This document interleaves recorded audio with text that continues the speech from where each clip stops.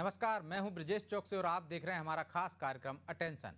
और अटेंशन में चर्चा होगी सुशासन की सरकार, अफसरशाही पर बार। जी हां, मोहन सरकार ने अपने 1 साल के कार्यकाल में प्रशासनिक सुधारों और अधिकारियों की जवाबदेही को लेकर कई कड़े कदम उठाए। उन्होंने लापरवाही और बदसलूकी करने वाले अधिकारियों पर फौरन कार्रवाई की। फिर चाहे बात गुना का सड़क हादसा हो या अधिकारियों के अपमानजनक व्यवहार की, सीएम ने एक्शन ने ये साबित कर दिया कि प्रशासन में निष्कलंक कार्यक्षमता और अनुशासन की जरूरत है। हालांकि कांग्रेस सुशासन को लेकर सरकार पर हमलावर है, लेकिन सवाल यह है कि नौकरशाही पर मोहन सरकार की सख्ती क्या आगे भी जारी रहेगी और अफसरशाही पर सख्ती कर जनता के बीच आखिर क्या संदेश देने की कोशिश की जाइए। आज चर्चा इन्हीं सवालों के आसपास करेंगे, लेकिन पहले देखिए रिपोर्ट।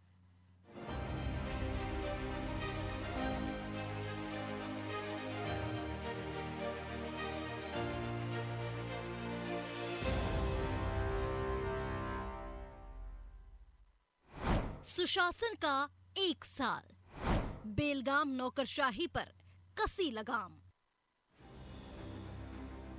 13 दिसंबर को प्रदेश में मोहन सरकार का 1 साल पूरा हो चुका है। इस 1 साल के कार्यकाल में डॉक्टर मोहन यादव ने अफसरशाही पर भी लगाम कसी। उन्होंने कई बड़े फैसले लिए और साफ संदेश दिया कि सरकार के लिए जनता ही सबसे ऊपर है। उनके कुछ फैसले ऐसे रहे जिनकी चर्चा न केवल एमपी में बल्कि देश में भी हुई। 2023 में गुना में बड़ा बस हादसा हुआ था, जिसके बाद से सीएम मोहन ने गुना के कलेक्टर तरुण राठी, एसपी विजय खत्री को हटाया और परिवहन आयुक्त संजय झा भी जिम्मेदारी से हटा दिए गए थे। इसी तरह शाजापुर में भी तत्कालीन कलेक्टर किशोर कन्याल का औकात वाला बयान वायरल हुआ तो लगे हाथ कार्रवाई हुई और कलेक्टर को हटाया गया।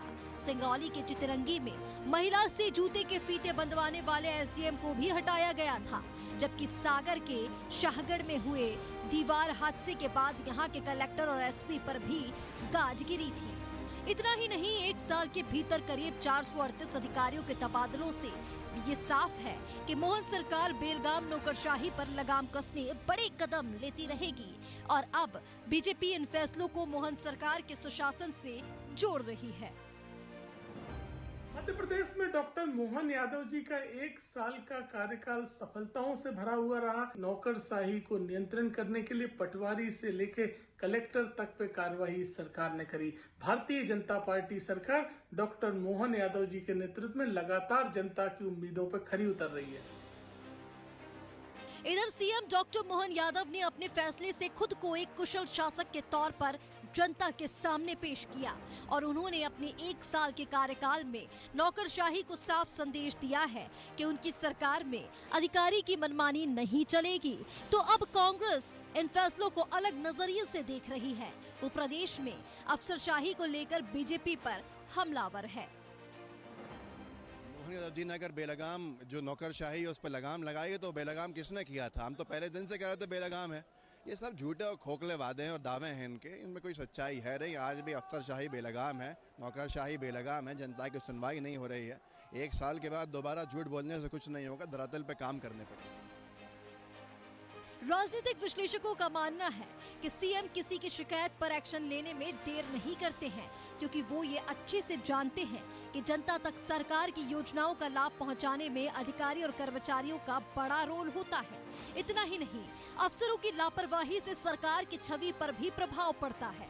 लिहाजा मोहन सरकार ने 1 साल के भीतर ही ऐसे कदम उठाए हैं जिससे जनता को ये संदेश साफ जाए कि ये सरकार उनकी है और उनके राज में त्वरित कार्रवाई के साथ साथ न्यायपूर्ण जांच हर हाल में होगी। ब्यूरो रिपोर्ट, अनादि टीवी।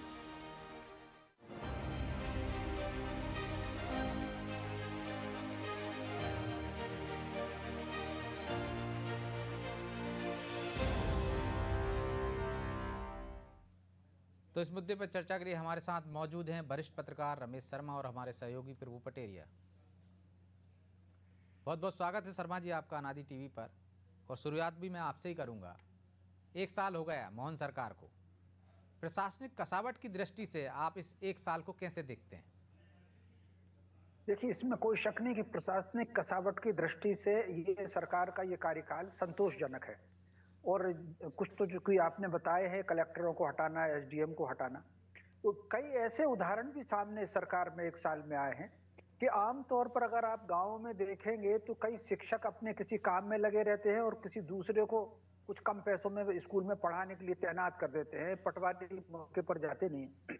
तो इन ऐसे शिक्षकों भी निलंबित हुए हैं, ऐसे पटवारी भी निलंबित हुए हैं। जहां भी जो शिकायत आई है उस शिकायत को प्राइमा फेसी सरकार ने काम किया है। आमतौर पर सरकारों के पास, मुख्यमंत्री के पास या प्रभारी मंत्रियों के पास शिकायतें पहुंचती हैं, लेकिन और वो शिकायतें विभागों को चली जाती हैं और कई बार वो शिकायतें विभागों में पड़ी रहती हैं। लेकिन मोहन सरकार ने इस मामले में थोड़ी सख्ती दिखाई है और ये दोनों तरीके से उन्होंने कलेक्टरों को भी इस मामले में निर्देश दिए हैं, मंत्रियों की बैठक में भी कहा है और उन्होंने अपने यहाँ जो सुनने में आया है कि उन्होंने अपने यहाँ भी एक प्रकोष्ठ बना रखा है। जो शिकायतें आती है वो छट करके वो दो प्रकार से बंटती हैं। एक सकारात्मक कामों की फाइल अलग बनती है और शिकायतों की फाइल अलग बनती है। और शिकायतों की फाइल में कोई अगर ऐसा कागज है जो जनित है तो उसको वो अपने स्तर पर करा करके और समय सीमा पर वो कार्रवाई करते हैं। सकारात्मक निर्णय लेने में भी, सकारात्मक घोषणा करने में भी वो देर नहीं करते और नकारात्मक कर्मचारियों के विरुद्ध कार्रवाई करने में भी कोई देर नहीं करते। सुशासन की दृष्टि से ये एक साल मोहन यादव का मेरी दृष्टि में संतोषजनक ही है, बल्कि प्रशंसनीय भी कहा जाएगा। जी, प्रशंसनीय भी है, संतोषजनक भी है प्रभु जी। लेकिन क्या आपको लगता है कि अभी और कसावट की ज़रूरत है? लगातार जो बातें आ रही हैं, चाहे पटवारी की बात हो, 3 पटवारियों पर कार्रवाई होती है और बाकी के पटवारी हड़ताल पर चले जाते हैं या काम बंद कर देते हैं। उसी तरह शिक्षकों की भी हम देखें किस तरह से मनमानी चल रही थी, किराए पर शिक्षक रख रखे थे। तो इसके लिए भी कोई खाका बनाने की ज़रूरत है ताकि इस तरह की जानकारियाँ सरकार के पास आती रहें और कार्रवाई होती रहे। बिल्कुल ब्रजेश जी, बहुत सुधार की गुंजाइश है प्रशासन में। और जैसा कि भाई साहब ने बताया, आप भी कह रहे हैं कि जब शिकायत आती है तो कार्रवाई हुई है। जब तो मीडिया रिपोर्ट्स में वो चीज़ें आई या फिर कहीं से किसी ने शिकायत की तो कार्रवाई हुई। हमारा सिस्टम ही ऐसा क्यों नहीं हो जाता है कि शिकायत की नौबत ही ना आए? जिसका जो काम है, जिसकी जो जिम्मेदारी है वो अपने स्तर पर करे, उस पर इतना भय का वातावरण रहे कि प्रशासन का, सरकार का, उसको इतना डर हो कि उसकी जो जिम्मेदारी उसको पूरा करे। ना प्रभु जी, देखिए स्कूलों में जिला शिक्षा अधिकारी निरीक्षण करने जाता है, उसको चेक करने के लिए जाता है, कौन चेक कर रहा है? ब्रजेश जी, इम्प्लीमेंट करने की दिक्कत है। आप जो है डॉक्टरों की हो, चाहे आप जो है टीचर्स की हो, आपने पहले भी जो है आप देखा होगा जब मुख्यमंत्री जी उच्च शिक्षा मंत्री थे, इस कॉलेज के टीचर्स की जो है वो बायोमेट्रिक्स हाजिरी लगाने का क्रम से हुआ था, अंगूठा लगाने का, वहाँ पे भी हड़ताल कर दी उन लोगों ने। तो ये जो सिस्टम है कि यदि हम कोई बेहतर पारदर्शिता लाने, सुशासन की दिशा में बढ़ रहे हैं तो उसमें अवरोध आते हैं तो उसको दूर करने का प्रबंध करना, ये एक बड़ी बात है। कोशिश हो रही है, बहुत अच्छी बात है। एक स्थायित्व की जो बात है वो जरूर यहाँ पर कमी दिखाई दे रही है, क्योंकि पहला साल है। आमतौर पर पहले साल में ऐसा होता है, जब भी कोई सरकार बदलती है तो पहले साल बहुत सारे फेरबदल के साल होते हैं। ब्यूरोक्रेसी में बड़ा व्यापक स्तर पर फेरबदल हुआ है, ये अच्छा भी माना जा सकता है, इसको हम कमी के तौर पर भी देख सकते हैं। सीएम सेक्रेटरीट में ही अफसर बार बार बदल दिए गए। 400 से ज़्यादा अधिकारियों के, आला अधिकारियों के तबादले हो गए यदि हम आईएएस आईपीएस दोनों संवर्गों को देखते हैं तो निश्चित तौर पर ये एक व्यापक फेरबदल, स्थायित्व तो यहाँ पर दिखाई नहीं दे रहा है। लेकिन ये है कि आप जब नए आए हैं तो नए तरीके से प्रशासन को चलाना है, नए निज़ाम स्थापित करने हैं, तो हो सकता है ये बदलाव उसके लिए ज़रूरी हो। अब हमको स्थायित्व दिखाई दे सकता है, ये जरूर इसमें है। लेकिन जो सबसे बड़ी बात है, ईज ऑफ डूइंग बिजनेस में मध्य प्रदेश 22वीं रैंक पे था, वहाँ से 7वीं रैंक पर आया, अब देश में चौथा स्थान है। तो सुधार हो रहा है, निश्चित तौर पर हो रहा है। लेकिन इसमें ऐसा किया जाए जिस तरीके से कि विदेशों में होता है, जिस तरीके से हम जिस पैमानों पर अपने आप को आंकने की कोशिश कर रहे हैं, तो फिर हमको उस स्तर तक जाना होगा कि हमारे यहाँ जिसका जो दायित्व है वो अपने काम को पूरी ईमानदारी से पूरा करे। हमने देखा वल्लभ भवन में एक अधिकारी, आईएएस अधिकारी ऐसे थे कि जिनके चेंबर में ब्रजेश जी पैर रखने की जगह नहीं होती थी, पगडंडी की तरह का रास्ता होता था जिसमें से वो निकलते। तो फाइनेंस डिपार्टमेंट में बड़े पोस्ट पे थे जी, फाइलें ही नहीं करते थे, मंत्री तक हैरान परेशान थे। इस तरीके के अधिकारी हैं, इस तरीके का यदि कोई काम करने वाला है तो उसको फिर आप उसको लूप लाइन में डालिए, उनको वैसी कीजिए, व्यवस्था कीजिए कि उनसे सबक लेकर दूसरे लोग अपना काम बेहतर ढंग से कर सकें। पटवारी यदि हड़ताल कर रहे हैं तो फिर सरकार को जो बार बार ये स्थितियाँ नौबत होती है, निर्मित आती हैं कि कोई काम नहीं कर रहा है, उस पर कार्रवाई यदि एक पर करते हैं तो पूरी की पूरी जमात आगे खड़ी हो जाती है। तो सरकार को ऐसे संशोधन करने चाहिए इसमें सरकारी नौकरी के प्रावधानों में कि यदि कहीं कोई बार बार गड़बड़ी करता पाया जाता है, 3 गलती पाई जाती है, सेवा स्वतः समाप्त हो जाए, बर्खास्त हो जाए वो। जैसे आरटीओ का लाइसेंस निलंबित हो जाता है, 3 बार यदि आप डिफॉल्ट हुए तो आपका लाइसेंस सस्पेंड हो जाता है। तो उसी तरीके का प्रबंध करना चाहिए। जो युवा बेरोजगार है उनको नए लोगों को उसकी जगह पे नौकरी दी जाए, तो क्या है, डर होगा आदमी को तो काम अच्छा होगा। ये मतलब सिर्फ मध्य प्रदेश की बात नहीं, लगभग सभी जगह की स्थिति ऐसी हो रही है। तो हमको सुशासन तो है, जैसा राम राज्य की एक परिकल्पना है। राम राज्य दुनिया में कोई भी देश नहीं ला सकता है। राम राज्य एक आदर्श राज्य है, जो आदर्श जिसको हासिल करने की दिशा में आप सतत प्रयत्नशील रहते हैं। आप एक मुकाम पर पहुंचते हैं, उसके बाद वो आगे एक और आपको मुकाम दिखता है, तो वो राम राज्य है। उसी तरीके से सुशासन है। सुशासन को पूरी तरह साकार नहीं किया जा सकता। सुशासन एक गोल है जिसको हम अचीव करने की दिशा में कदम दर कदम आगे बढ़ते चले जाए। जैसे मैंने कहा, ईज ऑफ डूइंग बिजनेस का ही मैंने उदाहरण दिया, कहाँ थे वो कहाँ पहुँच गए। बहुत सारी चीज़ों में हमारे यहाँ सुधार हुआ है, तो वो सुशासन की दिशा में आपको लगातार चलना होगा। और अच्छी कार्रवाई, इसमें कोई मतलब 1 साल के अंदर यदि जो कार्रवाई की हैं वो माइलस्टोन है। लेकिन इतना कार्रवाई के बाद ये है कि जिस कलेक्टर को आपने हटाया उसको दूसरी जगह जो कलेक्ट्री दे दी गई। तो यहाँ ये तय करना चाहिए कि जो भी फील्ड का अधिकारी है, यदि उसमें कोई गड़बड़ी करता है, उसकी लंबी शिकायतें हैं, उस पर कार्रवाई होती है, तो उसको एक तय अवधि के लिए 1 साल, 2 साल, 5 साल एक पैमाना तय कर दीजिए, उसको फील्ड में ना पोस्ट किया जाए। बहुत सारे सरकार के जगह हैं जहाँ पर हम उनका काम ले सकते हैं। तो शर्मा जी, एक मापदंड तो बनाना होंगे, एक ढांचा तो आपको खड़ा करना होगा कि जो काम करने की पद्धति है। यदि हम सूचना के अधिकार को भी उदाहरण लें, तो यदि किसी पटवारी ने काम नहीं किया तो इतने समय के बाद वरिष्ठ अधिकारी के पास चले जाए, तो जवाबदेही तय करना पड़ेगी। तब जाकर जो संज्ञान में आ जाते हैं, आपने उस पर कार्रवाई कर दी, संज्ञान में नहीं आ रहे हैं, उसकी कौन जिम्मेदारी लेगा? तो जिम्मेदारी तो तय करना पड़ेगी। इसके लिए एक ढांचा ही बना दिया जाए, एक सिस्टम ही ऐसा डेवलप कर दिया जाए कि ऑटोमेटिक उस पर चला जाए। देखिए, सिस्टम तो ब्रजेश जी बना हुआ है, लेकिन पूरा का पूरा सिस्टम ऐसा है कि जो सिस्टम के जिम्मेदार लोग हैं वो ठीक से काम नहीं करते। मोटे तौर पर जब भी सरकार बदलती है तो मान करके चलिए कि ये मुश्किल से 30-35 मंत्री बदलते हैं। बाकी 3-4 लाख का जो पूरा का पूरा सिस्टम है, पटवारी से लेकर के चीफ सेक्रेटरी तक है, सिपाही से लेकर के डीजी तक, विभिन्न विभागों का वो सिस्टम तो जैसा का तैसा बना रहता है। अब आप देखिए, कोई स्कूल है, अब स्कूल में एक सिस्टम बना हुआ है, हेडमास्टर उसका इंचार्ज है, हेडमास्टर के ऊपर डीओ उसका इंचार्ज है। तो समय समय पर हेडमास्टर को खुद देखना चाहिए कि उसकी क्लास में कौन पढ़ा रहा। तो कुल मिलाकर के लेकिन सिस्टम कुछ ऐसा हो गया है कि पूरी ताकत के साथ गलत काम का समर्थन करना, और अगर कोई आता है और वो सही काम करने का निर्णय लेता है तो सारे के सारे एकजुट होकर के उसके ट्रांसफर कराने में लग जाते हैं। तो कुल मिलाकर के वो जो सिस्टम है, उस सिस्टम कंप्लीट बना हुआ है। और ये सिस्टम अकेला कोई स्कूल में या पटवारी के यहाँ, आप मुझे बताइए, जैसे पटवारी है तो पटवारी अगर ठीक से काम नहीं करता है, उसके ऊपर नायब तहसीलदार है, डिप्टी कलेक्टर है, पूरा सिस्टम है। समय समय पर सबको करना चाहिए, लेकिन कोई समय पर काम नहीं करता। मान करके चलिए कि पूरा सिस्टम कोलैप्स है।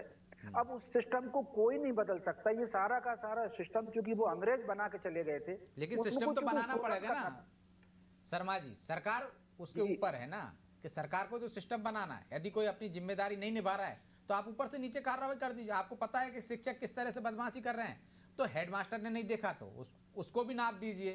यदि डीओ ने नहीं देखा तो उस पर भी कार्रवाई कीजिए। तो आप सिस्टम तभी तो डेवलप कर पाएंगे उसको, या जो सिस्टम है उसको मजबूत कर पाएंगे। निश्चित रूप से देखिए, इस तरीके से कार्रवाई होनी चाहिए। अगर बाय द वे एक मास्टर ने दूसरे किराए के शिक्षक को रख रखा है, पटवारी 15 दिन से जा ही नहीं रहा, तो केवल पटवारी को सस्पेंड करना या वो मास्टर को सस्पेंड करना नहीं, पूरा सिस्टम को कम से कम नौकरी से बाहर करना चाहिए। और अगर 3 पटवारी जो काम नहीं कर रहे थे उन पर कार्रवाई हुई है और तो हड़ताल की चेतावनी है, तो जितने हड़ताल पर आए सबको बाहर करके नहीं नौकरी करें। कोई इसी तरीके से सख्त कोई आएगा प्रशासक, कोई सख्त मुख्यमंत्री आएगा। मोटे तौर पर, आम तौर पर जो मुख्यमंत्री बनते हैं, मोहन यादव थोड़ी हिम्मत दिखा रहे हैं, इसमें कोई शक नहीं, लेकिन आम तौर पर कहीं ना कहीं मिलकर के रास्ता निकालने का प्रयत्न होता है। ऐसे मुख्यमंत्री कम होते हैं, जैसे उत्तर प्रदेश के मुख्यमंत्री शक्ति के साथ कार्रवाई करना, या मोहन यादव शक्ति के साथ कार्रवाई कर रहे हैं, वो भी कंप्रोमाइज कम करते हैं। तो ऐसी स्थिति में धीरे धीरे इसमें समय लगेगा, लेकिन कहीं ना कहीं ये जब बिल्कुल आपने जो ठीक कहा, अगर एक मास्टर नहीं है तो सबको निकाल करके बाहर कर सस्पेंड करना क्या होता है, नौकरी से ही बर्खास्त होना चाहिए पूरा हेडमास्टर और एडीआईएस और डिप्टी जो उसका इंचार्ज हो वो सब। तो कुल मिलाकर के धीरे धीरे समाज में जागृति आ रही है। फिर समाज को भी ये चाहिए कि कहीं अगर गलत हो रहा है तो समाज सामने आकर के खड़ा हो। अगर कोई सरकार कार्रवाई करती है तो समाज फिर तटस्थ होकर के तमाशा देखने लगता है। मुझे लग रहा था कि जब 3 पटवारियों पर कार्रवाई हुई और सारे पटवारी संघ उनके समर्थन में आए, तो मुझे लग रहा था कि उस एरिया के सारे किसान जो कि उससे पीड़ित थे और जो शिकायत कर रहे थे, कोई सरकार की कार्रवाई के समर्थन में नहीं आया। तो मैं समझता हूं समाज को भी थोड़ा सा जागरूक होने की आवश्यकता है और सिस्टम के लोगों को भी थोड़ा सा आत्ममंथन करने की भी आवश्यकता है, तब ये काम सुधरेगा। तो सरकार को तो चुन ही लिया ना जनता ने, डंडा थमा दिया कि आप दुरुस्त कीजिए व्यवस्था, यदि आप नहीं करोगे तो अगले 5 साल बाद हम आपको दुरुस्त कर देंगे। अब हर चीज में जनता ही सड़क पर आएगी तो कैसे काम चलेगा ना शर्मा जी? नहीं, ये तो चूंकि जनता को समय के साथ सड़क पर आना चाहिए। एक बार आपने निर्णय कर दिया और उसके बाद चादर तान के सो गए, उससे काम नहीं चलता। ये जो जीवन चलता है ये प्रतिक्षण जागृति के आधार पर चलता है। ये ठीक उसी तरीके से है कि अगर सवेरे आपने नाश्ता कर लिया तो भोजन की फिर आवश्यकता है और रात को फिर भोजन की आवश्यकता है। तो ये जो प्रकृति है, ये एक बार अगर सूरज निकल गया तो ऐसा नहीं है कि वो निकले ही रहेगा। तो जो प्रकृति की जो जीवंतता है, प्रकृति की जो गति है, वो गति समाज को जीवन में आना चाहिए और 24 घंटे समाज को सक्रिय रहना चाहिए और उसको इस सिस्टम के लोगों को अपना मालिक नहीं बल्कि अपना सहयोगी और अपना सेवक, सिस्टम को भी समझना चाहिए कि वो सेवक है। कहा ही जाता है शासकीय सेवक, तो वो सेवक उनको समझना चाहिए। सिस्टम जब तक, समाज जब तक जागरूक नहीं होगा, ऐसी विसंगतियां बनी ही रहेंगी। आखिर किस सीमा तक कोई कार्रवाई करेगा? एक सीमा के बाद फिर थकान सी आने लगती है लोगों में। समाज का जागरूक होना बहुत जरूरी है। तो प्रभु जी, समाज तो जागरूक होना भी चाहिए और समाज भी धीरे धीरे जागरूक हो रहा है। उनकी जागरूकता देखते भी हैं कि किस तरह चुनाव में वो नगर निगम में किसी को चुनता है, विधानसभा में किसी को चुनता है, लोकसभा में किसी को चुनता है। ये उसकी जागरूकता ही है जो धीरे धीरे हो रही है, मत प्रतिशत भी बढ़ रहा है। लेकिन एक सिस्टम बनाती है सरकार। यदि हम जन सुनवाई का ले लें उदाहरण के तौर पर, तो बड़े जोर शोर से आती है, शुरुआत में काम करते दिखती है और वही अफसरशाही, वही नौकरशाही उस सिस्टम को कोलैप्स कर देते हैं। आज की तारीख में देखिए, शुरुआत हुई थी, थानों तक में जन सुनवाई होती थी और वो कब बंद हो गई कोई देखने वाला नहीं। अब डीजीपी को निर्देश देना पड़ रहा है कि थानों में भी जन सुनवाई होगी, तो ये कौन देखेगा? ये तो काम सरकार का ही है ना, जनता का थोड़ी नहीं है। हाँ बिल्कुल ब्रजेश जी, ये सरकार का काम है। देखिए, नेताओं का काम है नीति बनाना। जो सरकार चुनते हैं वो विधानसभा में बैठकर नीति बनाते हैं। इम्प्लीमेंट कराने का काम जो है ब्यूरोक्रेसी का, चीफ सेक्रेटरी, डीजीपी से लेकर तमाम जो ब्यूरोक्रेसी के बड़े अफसर हैं जिनको कमान सौंपी जाती है, चाहे जिलों में कलेक्टर, एसपी, उनकी जिम्मेदारी है कि उन व्यवस्थाओं को पूरा करें। और यदि ये नहीं करा पा रहे हैं तो इसके लिए फिर वो जो नीति नियंता है वो कार्रवाई करें। लेकिन पूरा जो सिस्टम, जो आपने कहा, सिस्टम अपने ढंग से काम नहीं कर रहा है। प्रभारी मंत्री को कोई प्रभार के जिले से ज़्यादा मतलब नहीं होता है, वो तो औपचारिकता के लिए बैठक करने चले जाते हैं। और बिल्कुल ये जो आपने जन सुनवाई की बात की, जन सुनवाई हमारे यहाँ मध्य प्रदेश में होते होते 15 साल करीब हो गए हैं।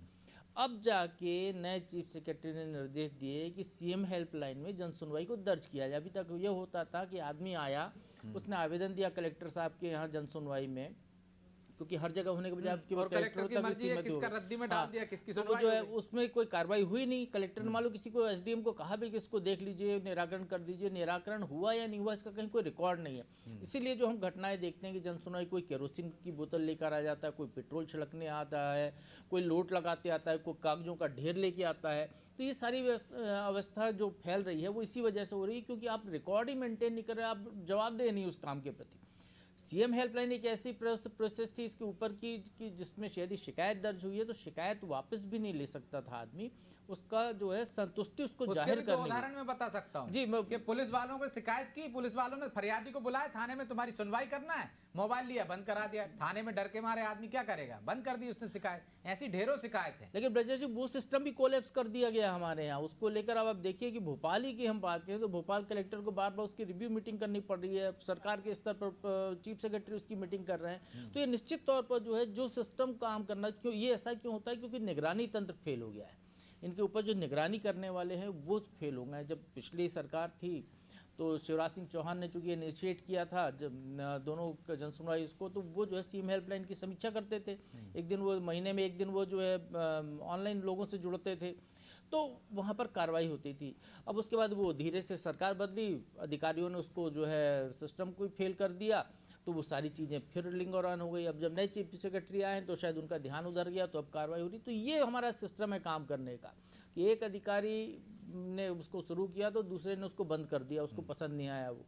यहाँ पर ये होना कि सिविल सर्विस कंडक्ट रूल्स हैं, सारी चीज़ें नोटिफाई होकर होती है, जो भी सरकारी स्तर पे काम होना है, तो जो एक प्रक्रिया तय हो गई है उसको पूरी तरह फॉलो क्यों न किया जाए, उसको और परिमार्जित किया जाए, उसकी गलतियों को दूर किया जाए, उसको अच्छा किया जाए। और क्योंकि इसमें ये भी जोड़ देना चाहिए प्रभु जी, एक सुझाव है मेरा, मुझे अभी अभी ध्यान में आया कि यदि एक काम टीआई कर सकता है, तहसीलदार कर सकता है, यदि उसकी जनसुनवाई की शिकायत सीएम तक पहुंच रही है तो वो जिम्मेदारी भी तय होना चाहिए कि ये काम आप कर सकते थे, आपने नहीं किया, बीच वाले अधिकारियों ने क्या देखा, तो तब जाकर मुझे लगता है जवाबदेही ज्यादा बेहतर होगी कि आपके पहले वाले ने नहीं किया तो दूसरा वाला क्या देख रहा था, उस पर भी कार्रवाई होगी।